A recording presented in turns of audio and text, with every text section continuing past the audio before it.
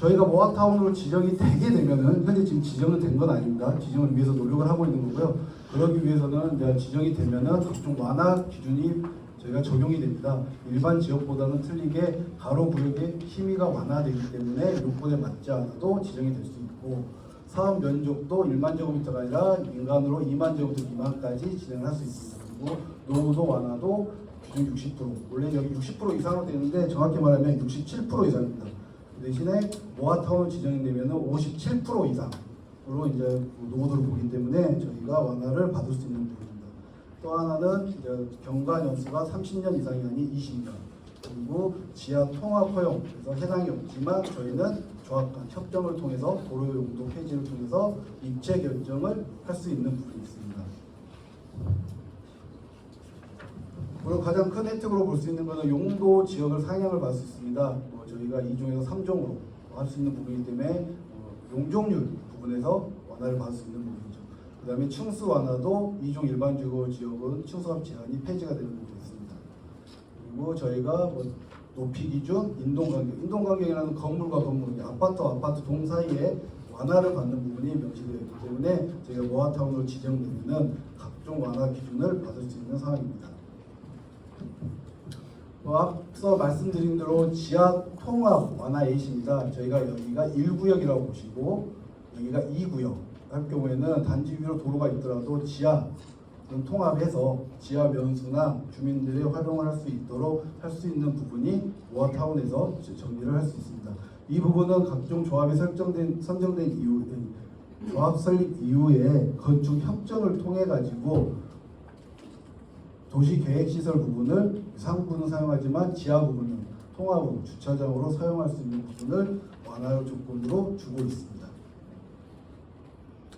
또 하나는 제일 큰 게 용적률 완화입니다. 기존에는 2종 일반주거 200% 기준에 250%까지밖에 할 수 없는 부분을 모아타운 지정되면은 2종을 3종으로 바꿔주기 때문에 250에서 시작을 할 수 있는 거죠. 그래서 최대 300% 추가적으로 더 공동 이용 시설을 제시할 경우에는 알파 부분 진행을 할 수 있는 부분이고, 이 부분은 당장에 정리되는 부분이 아니라요. 저희가 향후에 뒷부분에 설명을 드리겠지만 관리 계획으로 지정된 이후에 시공자 아니면 건축 심의를 통해 가지고 좀 더 찾을 수 있는, 법률적으로 찾을 수 있는 부분을 찾아서 최적의 조건을 조합원님들한테 보여드리는 부분이 있습니다.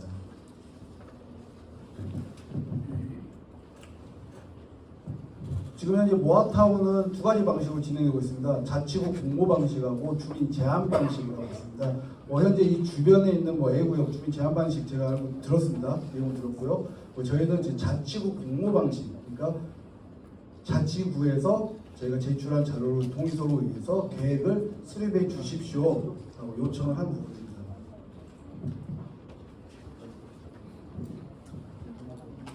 자치구 공모 방식하고 주민 제한 방식의 비교입니다. 다른 부분에서는 관리 계획 수립에 대해서는 주민 제한은 주민들이 해야 되지만 저희는 강진구하고 시에서 관리 계획을 수립하는 비용을 직접 시 70%, 구 30% 해가지고 업체를 선정해서 관리 계획을 수립을 해주는 부분이 있습니다. 그리고 이 두 가지 방식 중에서 제가 느끼기에는 가장 중요한 건 이 권리 산정의 기준일이, 주민 제한 방식은 자치구 따로 심의를 통해 가지고 통보한 날이 기준이지만 자치구 공모 방식으로 하면은 공모를 서울시 공문 접수일 또는 자치구 접수일로 권리 산정 기준일을 정하게 되어 있습니다. 이게 서울시 2024 951호로 해서 자치구 공모 변경 고시가 됐습니다. 그 고시에 의해서 저희는 지금 자치구 공모 방식을 진행했기 때문에 권리 산정, 이 뒷부분에 설명이 되는 부분에 권리 산정 기준일이 책정되어 있습니다. 앞서 말씀드린 것과 같이 자치구 공모 방식으로 추진을 하다 보니까 저희가 광진구에 주민 동의율을 30% 이상 징구를 해서 제출을 했습니다.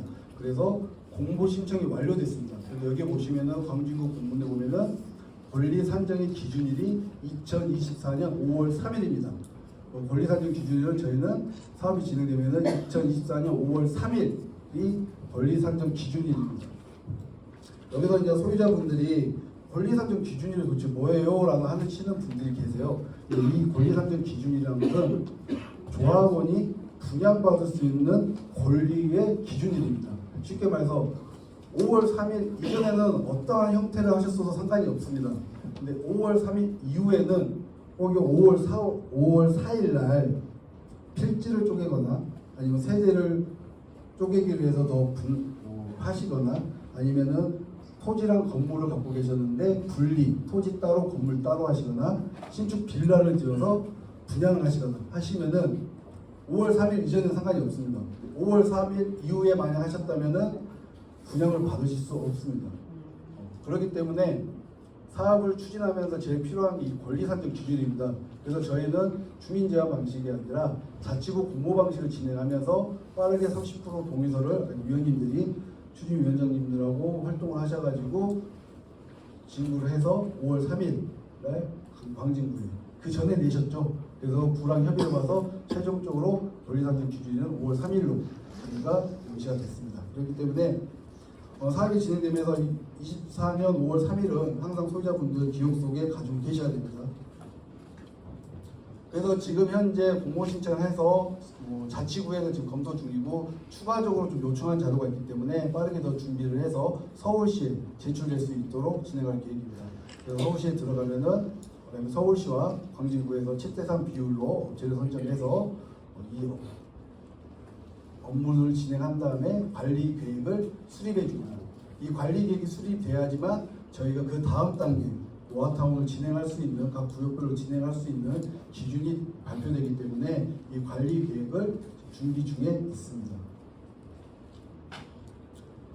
관리 계획이 발표가 된 다음에 저희는 그 다음 업무로 조합 설립을 해야 됩니다. 아까 지금 위원장님들이 각각 구역에 맞춰서 활동을 하고 계시지만 그 구역별로 관리 계획에서 명시가 되면은 확정이 되면은 조합 설립 동의서를 진구하게 됐습니다.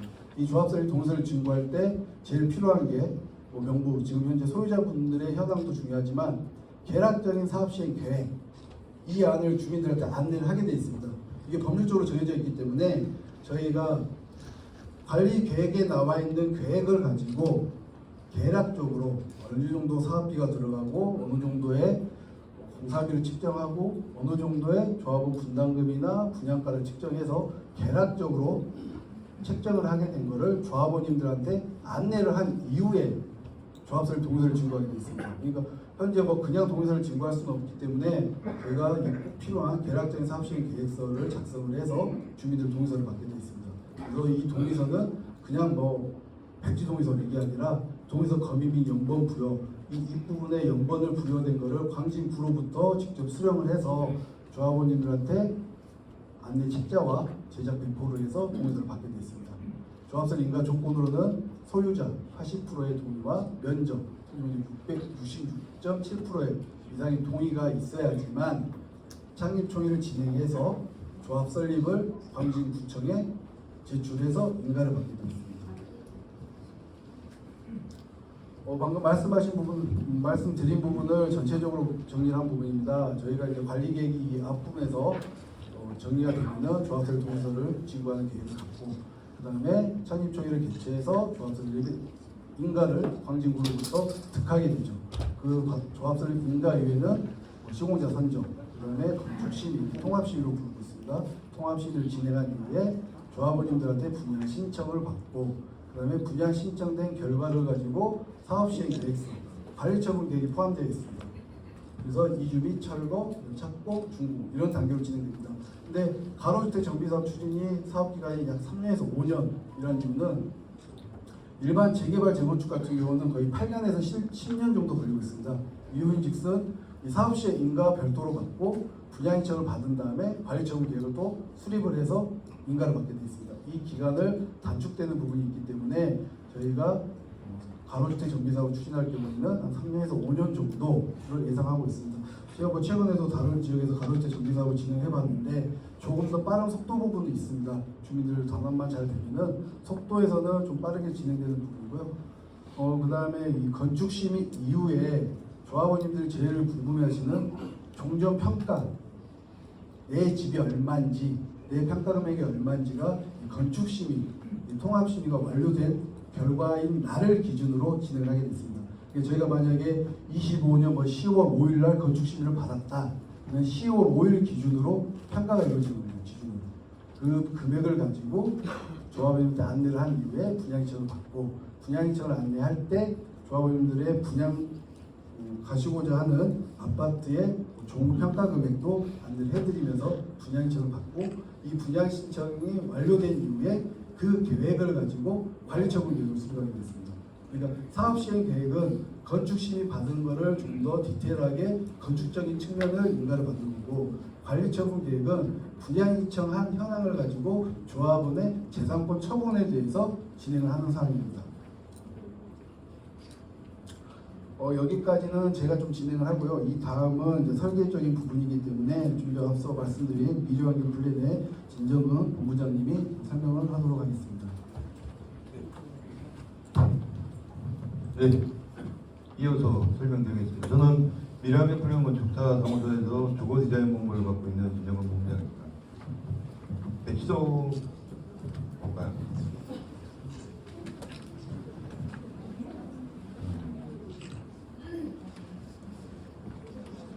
지도 전에 볼까요? 우리 구역 나와 있는 거. 요거만 그 다음 장에 저희가 앞서서 이제 설명드린 상무님께서 설명드린 부분은 모아타운의 어떻게 보면 이론적인 부분이고 저희 건축에서 맡은 부분은 이것을 어떻게 구현할 것인가.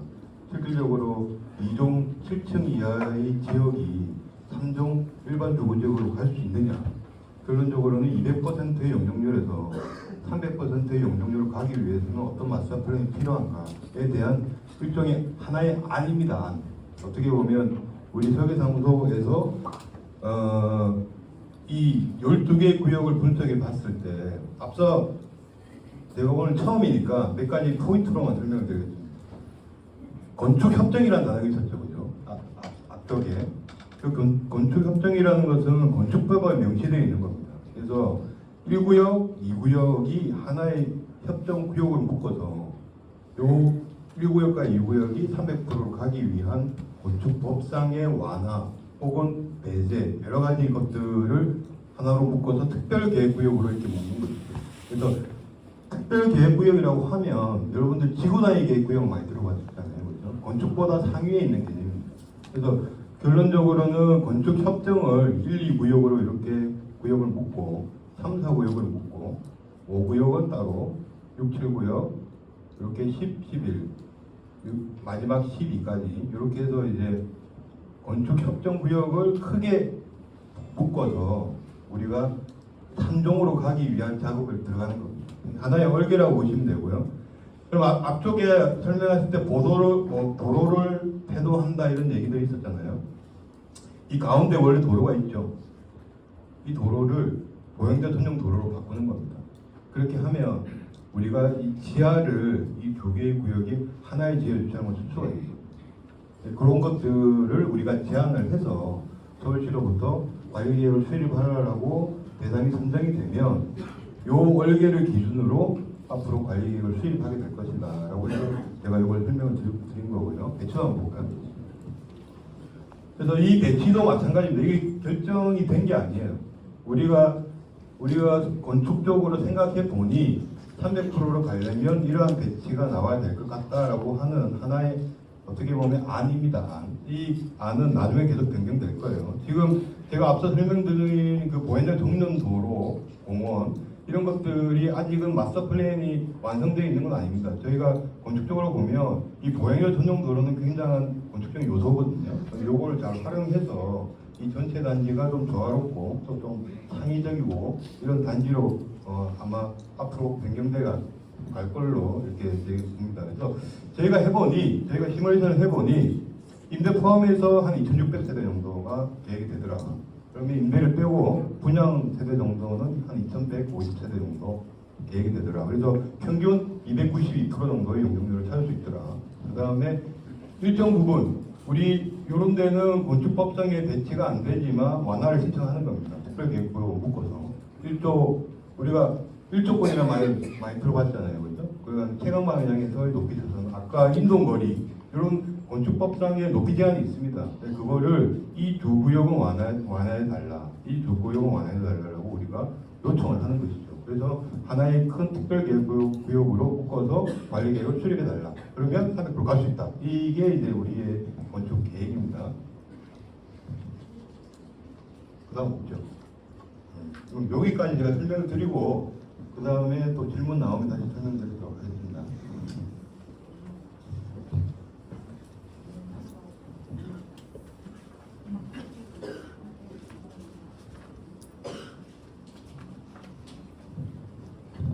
네, 설계 부분에서 궁금한 사항은 이제 설명이 정리가 끝난 다음에 질의응답 시간을 또 통해서 진행하도록 하겠습니다. 그리고 이제 다음으로는 저희가 이제 한강변에 있다 보니까 이제 저희가 이제 타 단지를 좀 한번 봤습니다. 저희 회사에서 지금 진행하고 있는 한남 4구역, 그러니까 이게 길인데 이쪽이 4구역입니다. 이쪽은 3구역인데 이런 식으로 지금 같이 플랜을 잡아서 조합이 형성이 되어 있고요. 그다음에 압구정 5도 지금 뭐 조합 설립된 이후에 이제 건축 시를 준비하다 보니까 이런 조감도가 맞은편 한남도에서 바라봤을 때 조감도가 형성이 되어 있고. 그다음에 저희 또 회사에서 진행하고 있는 강변 한식공원에도 지금 마포대교 쪽 강변 분로가 있고 이런 식으로 계획을 하고 있습니다. 압구정 3구역도 항상 지금 나오고 있지만 초고층으로 올려가지고 진행하고자 지금 계획을 잡고 있습니다. 이게 저희도 한강변에서 너무 가까운 위치에 있다 보니 구역이 모아타운이지만 각 구역들을 잘 설정을 해서 설계 계획을 잡다 보면은 대단지 약간 2,000세대 넘는 대단지 규모로 형성이 되기 때문에 조감도 예시로 좀 이렇게 보여드린 부분이 있습니다. 자세한 부분은 이제 관리 계획이 수립돼서 조합 설립돼서 이제 건축심의 준비하고 시공자 뽑고 하면서 좀 더 디자인 측면에서 좀 더 자세하게 나올 수 있는 사항입니다. 그 다음에 이제 저희가 모아타운을 진행하다 보면서 조합원들이 가장 궁금해하시는 계략적인 사업성 분석입니다. 제 문제는 제가 앞서서 설계조에서 설명을 했다시피 저희가 지금은 관리 계획을 수립되기 위해서 계획을 잡는 거지 확정된 계획이 없다 보니까 뒷부분에서도 분담금 이런 부분을 대략적으로만 말씀을 좀 드리고요. 저희가 이제 조합원 지금 현재 이제 조합 설립되면 다 조합원입니다. 동의를 하시면 조합원이 되기 때문에 조합원의 전매 제한에 대해서 명시를 해드린 부분입니다. 저희가 따르는 법은 도시및 중앙정비법이 아닌 재개발이 아니기 때문에 빈집 및 소규모 주택 정비에 관한 특례법을 따르게 되어 있습니다. 소규모 주택 정비법에 따라서 저희가 진행을 하는 부분이고요. 원래 법상으로는 투기과열지구 워낙 이슈가 많이 됐기 때문에 이 투기과열지구가 되면은 조합설 인가 후에는 할 수 없다 전매를 제한하는 겁니다.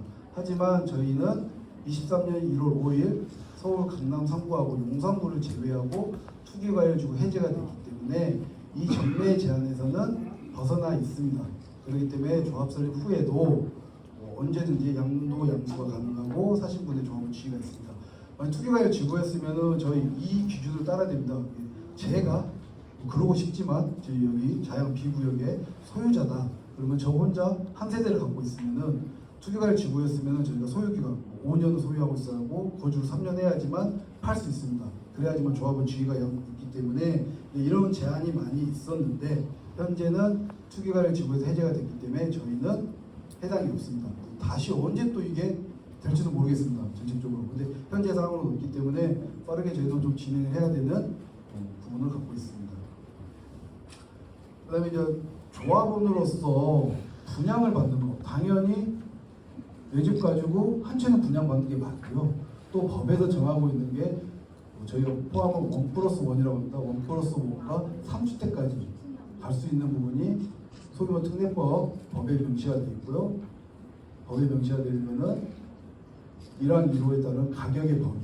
이 1항 2호가 제가 앞에서 말한 건축 심의 이후에 종전평가 내 재산의 가격 범위 또는 종전에 현재 갖고 있는 주거 전용 면적의 범위에서 2주택을 공급할 수 있고 1주택은 전용 면적 60제곱미터 이하로 한다.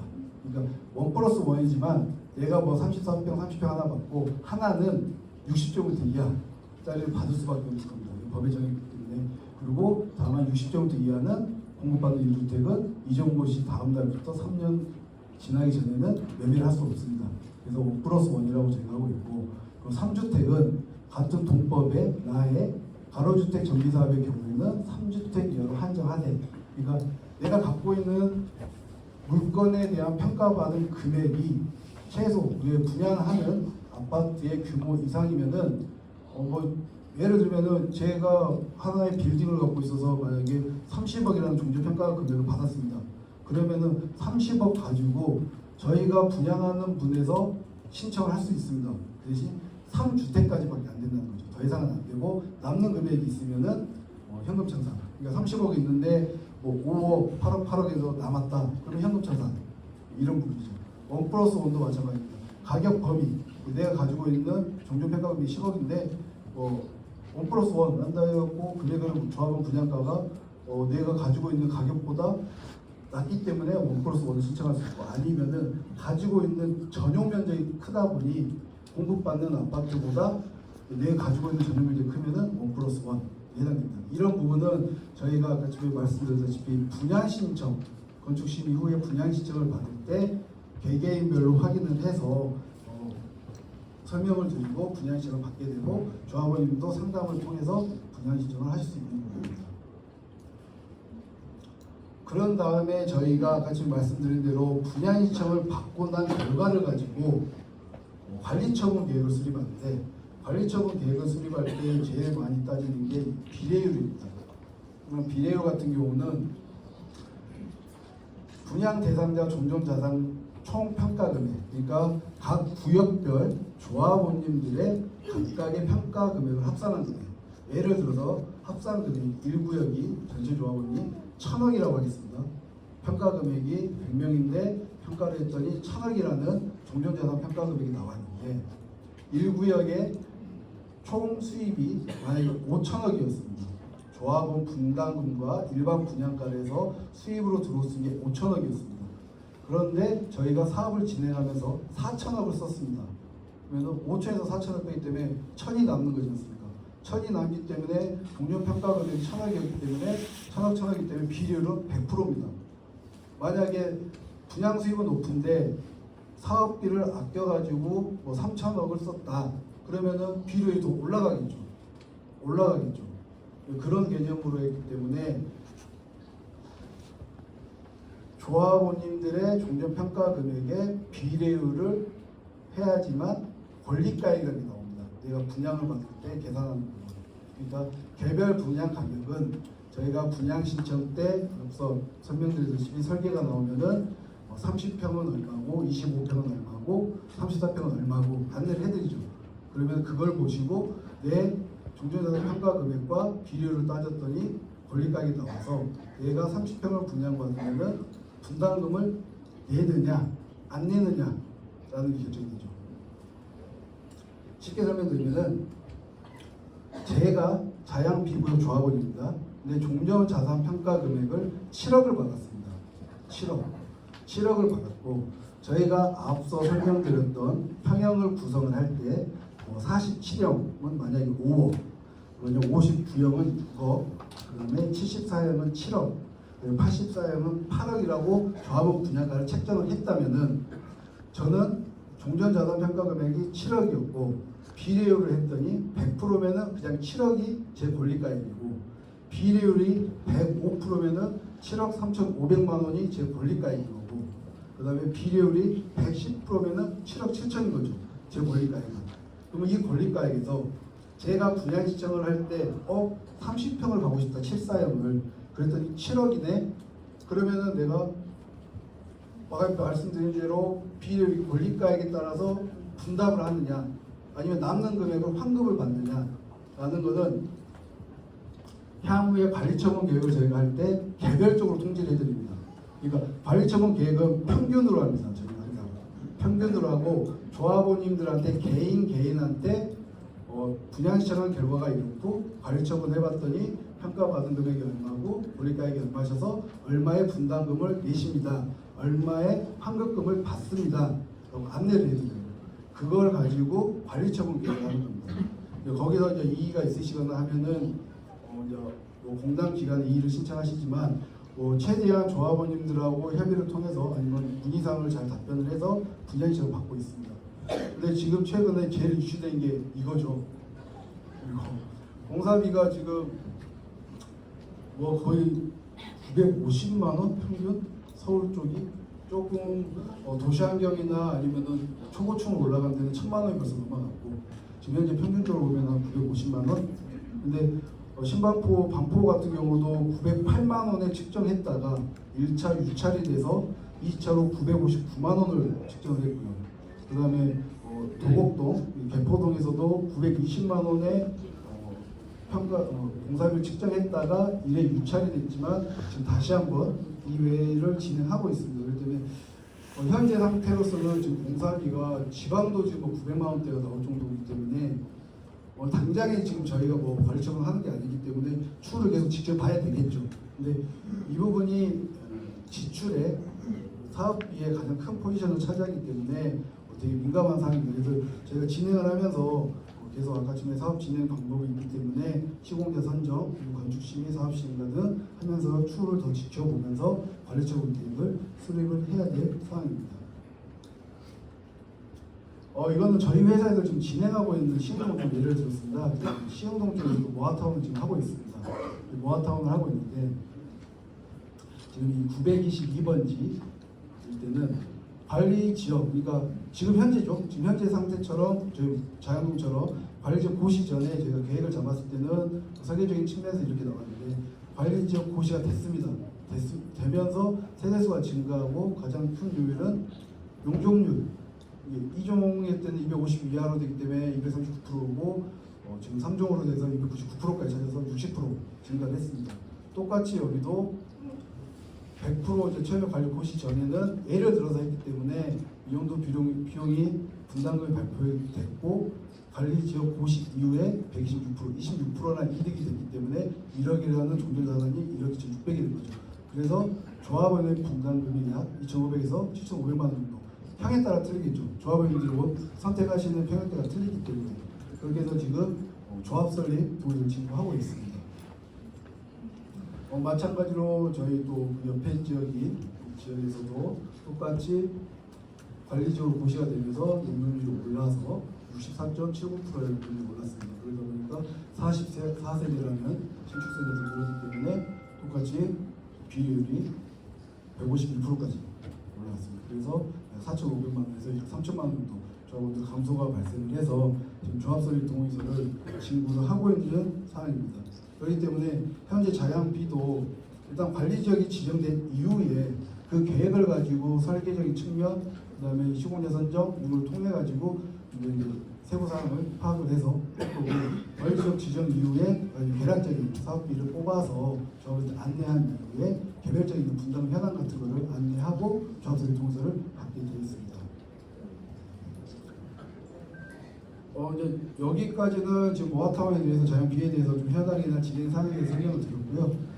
여기서부터는 저희 회사 세종 코퍼레이션, 여기서 전문가협회 세종 코퍼레이션 간략하게 소개를 드리겠습니다. 저희 회사 같은 경우는 2003년에 어반 ENC로 설립을 해서 지금 21년차, 24년 현재까지 지금 진행을 하고 있는 21년차 기업입니다. 그래서 2017년에 법인명을 변경해서 세종 코퍼레이션으로 정리를 했고 8개 분야의 면허를 보유하고 있습니다. 정비사업 전문가협회, 교통영향평가, 환경영향평가, 엔지니어 활동에서 업무들을 진행하고 있습니다. 그래서 좀 전에 설명회 전에 김윤수 대표 참석해서 인사를 드렸고요. 저희 회사는 조직 또는 클라이언트, 조합원님들, 사업 현장이 제일 우선입니다. 클라이언트님들이 계시고 그 다음에 회장 오덕한 회장님 계시면 대표로 김윤수 이사님 대표로 계십니다. 그리고 경영관리부, 정비사업 2본부, 2본부, 3본부, 도시계획부. 저는 정비사업 2본부 소속에 있는 본부장입니다. 그래서 저희는 정비사업부터 해서 소규모사업, 도시계획, 교통영향평가까지 해서 100여 건의 실적을 보유하고 있습니다. 용산구에 있는 용산일이나 한남동 그리고 한강변에 있는 한강산익도 진행하고 있고요. 도시환경 정비사업부터 여러 가지 사업을 같이 하고 있고 리모델링 부분에서도 두각을 나타내면서 하고 있습니다. 그리고 아까 말씀드렸다시피 이쪽은 도시계획 부분에서 진행한 용역들이고요. 그다음에 이쪽은 교통 쪽에서 현재까지 계속 업무를 수행하고 있습니다. 저희 회사는 용두봉 울레동 쪽에 위치해 있습니다. 네, 감사합니다. 설명을 제가 짧게 한 것 같은데요. 이유인즉슨 조합원님도 많이 알고 계시고 그 다음에 제가 궁금해하실 사항들이 있을 것 같아가지고 설계하고